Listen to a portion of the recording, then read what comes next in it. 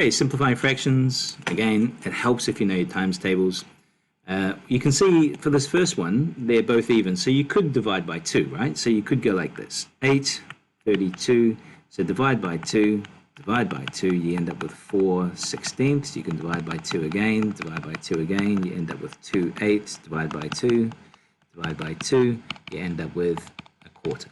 So we know ultimately it's going to be a quarter, but that is a long way around the whole thing. You can do it like that when everything turns out nicely and it's all even. If you know your times tables, though, you can see immediately that that's divisible by 8, and that is also divisible by 8. So you do a little, the first thing you should do is see whether the numerator goes into the denominator. In this case, it does. So this will end up as 1/4. This one here again, 20, 45, okay. The easiest thing to see is that it's going to be divisible by 5. So let's have a look. And we end up with 4/9. Can't be simplified any further, so that's the final answer. This one's easy, 6 and 12, so both divisible by 6, right? And you'll end up with 1/2.